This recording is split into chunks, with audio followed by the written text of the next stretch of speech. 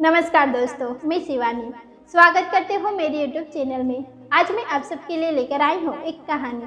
तो चलिए स्टार्ट करते हैं आज की कहानी। वो लगभग 45 साल की नीली पड़ चुकी थी, खूबसूरत इतनी कि कोई कमसीन रूपमती भी उसे देखकर शर्मा जाए। दुल्हन के श्रृंगार में थी, हो भी क्यों नहीं। कल तीज था, आज पारणा था, तो लोगों ने उसे शिव मंदिर जाते देखा था। लोग उसे घेरे खड़े थे, लोगों के बीच कानाफूसी शुरू हो चुकी थी। इसने कनेल का फल पीसकर खा लिया है, तभी तो उसके जहर से नीली पड़ गई है। पर इसकी जिंदगी में कम कष्ट था। अब ऐसा क्या हुआ जो इसने जहर खा लिया? सुबह मंदिर गई थी, वहीं से कनेल का फल तोड़कर लाई होगी। लोग एक निष्कर्ष पर पहुंच गए थे और सच्चाई भी यही थी। पद्मिनी, यही नाम दिया था पिता ने। जस नाम तस गुण और रूप, जमींदार की बेटी थी। जब उनका जन्म हुआ तो लोग आश्चर्य में पड़ गए। इतनी सुंदर बच्ची उन्होंने कभी देखी ही नहीं थी। समय के साथ बड़ी होती पद्मिनी का रूप भी बढ़ता गया। एक दिन उसकी दादी ने उसके पिता से कहा, कामाख्या, तेरी बेटी इतनी सुंदर है, कहाँ से लाओगे इसकी जोड़ी का दूल्हा?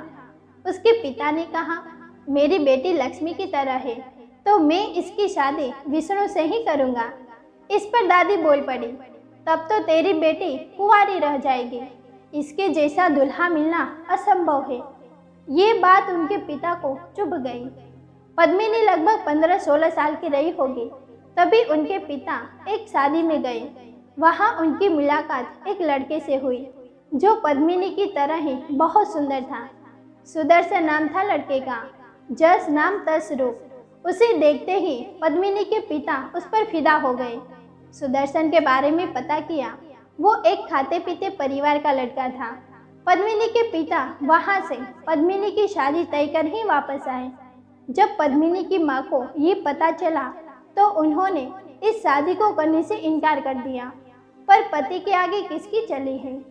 पद्मिनी की माँ का कहना था, माना रूप में वो हमारे बेटी की समान है, पर क्या गुण में भी है? कैसे एडजस्ट करेगी मेरी बेटी उस गरीब परिवार में? पर शादी तो तय हो चुकी थी, वक्त पर हो गई। पद्मिनी जब ससुराल आई तो उसका हर चीज निराला था। उस वक्त दुल्हने जब ससुराल आती थी तो मोटा सा रेशमी चादर ओढ़कर ससुराल आती थी, पर पद्मिनी ने झीनी चुनरी से घूंघट डाल रखा था। पद्मिनी की साड़ी, पद्मिनी का जूड़ा सब अपने आप में अद्भुत थे। गांव में पद्मिनी के रूप से ज्यादा उसके साथ आए दहेज की चर्चा थी। गांव की लड़कियां तो उसके जूड़े और चुन्नी पर ही फिदा थी। फिर पद्मिनी रोज रोज जब अपना श्रृंगार करती तो सभी लड़कियां किसी न किसी बहाने उससे मिलने आती। पद्मिनी ने बताया कि उसे श्रृंगार करने के लिए एक औरत ने सिखाया है। उसे पिताजी कलकत्ता से खास इसी के लिए लेकर आए थे ताकि वो मुझे श्रृंगार सिखा सके। साथ ही उसने उस झीनी चुनरी के विषय में बताया कि पिताजी के साथ वो फिल्म देखने गई थी। फिल्म में दुल्हन ने ऐसे ही चुनरी ओढ़ रखी थी। मैं छोटी थी, मैं पिताजी से कहा, बाबूजी, मेरी शादी होगी तो मुझे ऐसी ही चुनरी दीजिएगा, और पिताजी ने ये चुनरी बम्बई से मंगाई है। पद्मिनी को वो चुनरी जान से भी ज्यादा प्यारी थी। उधर सुदर्शन को सभी दोस्त चिढ़ाते कि काश तेरे जैसा हमारा भी रूप होता, हमारी भी किस्मत की चाबी खुल जाती। पद्मिनी जब मायके गई तो उसने अपनी माँ को बताया, कैसे रहूंगी मैं, वहाँ कोई सुविधा नहीं। माँ ने कहा, तभी तो मैं तेरी शादी वहाँ नहीं करना चाहती थी, पर तेरे पिताजी के आगे मेरी आज तक चली है। सब तेरे पिता की गलती है, पर अब क्या हो सकता है? एक बार शादी हो गई तो निभानी तो पड़ेगी ही। पति के घर से अर्थी उठे यही अच्छा है। पद्मिनी ने कहा, माँ, आप पिताजी को दोष ना दे, अब कभी शिकायत नहीं करूंगी। पद्मिनी का रूप गुण सब अद्भुत था। बड़े घर की बेटी थी, छोटे छोटे सामान के लिए लड़ना उसे आता नहीं था, और ना ही बड़े को किसी काम के लिए ना कहना। सास इस बात का भरपूर फायदा उठाती और सारा काम उस पर छोड़ घूमती रहती। हाँ, उसके मायके जाने से कभी ना रोकती, क्योंकि जब वो मायके से वापस आती तो सामान से लदी होती। सुदर्शन भी उसे ले ससुराल में महीनों पड़ा रहता। यहाँ सुदर्शन ने कुछ और सीखा या ना सीखा, पुरुष अहम का भाव उसमें पद्मिनी के पिता और भाइयों को देख जरूर जग गया। अब उसे पद्मिनी की तारीफ चुभने लगी। वक्त के साथ ये आत्महीनता का बोध बढ़ता गया। एक बार जब पद्मिनी को मायके में 3 महीने हो गए, तब उसके पिता को किसी ने छुपे रूप से टोक दिया। क्या बात है, दामाद जी को यहाँ बहुत मन लगता है, हमेशा यही देखता हूँ। बस फिर क्या था, सुदर्शन की पढ़ाई पूरी हो चुकी थी। कॉलेज में प्रोफेसर लगवा दिया उसके पिता ने सुदर्शन को, और एक घर खरीद वही पद्मिनी और बच्चों को रख दिया। पर सुदर्शन की आदत तो बिगड़ चुकी थी। सारी सैलरी अपनी मौज मस्ती में ख़त्म कर देता। अब पद्मिनी की अगर कोई तारीफ करता तो वो किसी न किसी बहाने उसे प्रताड़ित करता। जब तक पिता जिंदा थे, पद्मिनी की हर ज़रूरत को पूरा करते रहे। सास ने भी पद्मिनी का भरपूर फायदा उठाया। उसकी साड़ी, जेवर, इज्जत की दुहाई देकर अपनी तीनों बेटियों को दे दिए। पिता की मौत के बाद भाइयों ने बंटवारा कर लिया। पद्मिनी को मिलने वाली आर्थिक मदद बंद हो गई। पति की आदत बिगड़ चुकी थी। उसने पद्मिनी का गहना मांगा। गहना होता तो देती, और वो पहला दिन था जब पति ने उस पर हाथ उठाया। सास ने इज्जत की दुहाई दी, उसे किसी को भी ये बात बताने से रोक लिया, पर जीवन यापन तो करना था। कॉलेज के प्रिंसिपल, जो उसके पिता के दोस्त थे, उसे कहा कि तुम तो पढ़ी लिखी हो, टाइप सीख लो, कॉलेज में मैं तुम्हें काम दूंगा। पद्मिनी ने वही किया। माँ बहुत नाराज हुई उसके बाहर काम करने पर जिंदगी फिर से ठीक चलने लगी। कॉलेज में भी जल्दी ही पद्मिनी ने सबका दिल जीत लिया। अब लोग अक्सर सुदर्शन और पद्मिनी की तुलना कर देते, यानी कि पद्मिनी की तारीफ। परिणाम, पद्मिनी की भरपूर पिटाई। एक दिन पद्मिनी के काले पड़े चेहरे को देख प्रिंसिपल साहब ने सुदर्शन को खूब खरी खोटी सुनाई। बस फिर क्या था, रोज नए घाट का पानी पीने वाला सुदर्शन को मौका मिल गया। कहने लगा कि मेरी बीवी प्रिंसिपल से फंसी हुई है और दूसरी शादी करके आ गया।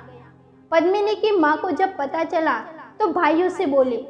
उनका दो टूक उत्तर था कि जिस समय दूसरे के कहने पर मुंह उधार रख काम कर रही थी, उस वक्त उसे क्यों नहीं रोका। अब क्या फायदा, अब जो होना था हो गया। पद्मिनी पिसती रही, अपने बच्चों के साथ सौत के बच्चों भी संभालती, पर कभी भी किसी से कोई शिकायत नहीं। किसी तरह पद्मिनी ने अपने बेटे की पढ़ाई पूरी कराई, और पद्मिनी का पुण्य का फल ही था कि बेटे की अच्छी नौकरी लग गई। पद्मिनी ने बड़े बेटे की शादी कर दी। जब बहू घर आई तो उसने भी उस चीनी चुनरी की चर्चा सुनी थी। उसके कहने पर पद्मिनी ने उसे चुनरी दिखाई। चुनरी देख बहू अवाक रह गई। चुनरी पर सोने के धागों से कढ़ाई थी, साथ ही सोने के घुंघरू चुनरी के चारों तरफ लगे हुए थे। उसे विश्वास नहीं हुआ। उसने पूछा, माँ, ये तो सोने जैसा लगता है। पद्मिनी ने हंसते हुए कहा, सोना ही है, और सारा किस्सा सुना दिया। बहू के मन में लोभ आ चुका था।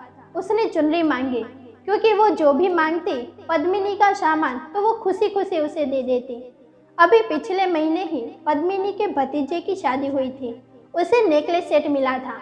बहू ने मांगा, उसने उसे दे दिया, पर पद्मिनी ने चुनरी देने से इनकार कर दिया। साथ ही बोली, फिर कभी ना मांगना इसे।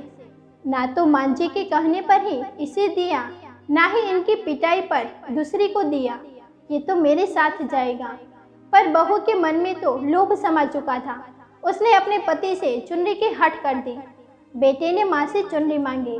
पद्मिनी ने इनकार कर दिया। बेटा जिद करने लगा, पर हर बार उसे ना सुनने को मिलता। उसका गुस्सा बढ़ता जा रहा था। उसने पद्मिनी पर हाथ छोड़ दिया। वैसे भी उसने अपने पिता से बचपन से यही तो सीखा था। पद्मिनी कलहा कर रह गई। हल्ला सुन सुदर्शन भी अपनी दूसरी पत्नी के साथ उधर ही आ गया था। रोती हुई पद्मिनी ने सुदर्शन की तरफ आग्नेय दृष्टि से देखते हुए कहा, अगर मायके और ससुराल की इज्जत के लिए बेटे से भी मार खाना पड़े तो मैं मरना पसंद करूंगी। पुलिस आ चुकी थी, साथ ही पद्मिनी के मायके वाले। जब सारी घटना का उन्हें पता चला तो बदनामी के डर से उन्होंने ये बात फैला दी कि पद्मिनी को सांप ने काट लिया। उसके रखूस के कारण पद्मिनी का पोस्टमार्टम भी नहीं हुआ। पद्मिनी को 16 श्रृंगार के साथ तैयार किया जा चुका था। अंत में झीनी चुनरी पद्मिनी के सर पर डालते वक्त उन्हें पद्मिनी की एक बात याद आ रही थी। जब उन्होंने पूछा था कैसी हो, तो उसने कहा था, माँ आपको भी बताना पड़ेगा। पिताजी को तो कभी नहीं बताना पड़ा, वो जब तक जिंदा रहे ढाल बने रहे मेरे। माँ के आंसू रुक नहीं रहे थे। जिसे कभी दुल्हन बनाकर ससुराल विदा किया था, आज उसे स्मशान पर, अब तो दुल्हन की मौत हो चुकी थी, वो फिर से विदा हो रही थी अपनी उसी झीनी चुनरी के साथ। दोस्तों, कहानी अगर पसंद आई हो तो वीडियो को लाइक करें, शेयर करें और चैनल को सब्सक्राइब करना ना भूलें। Thank you.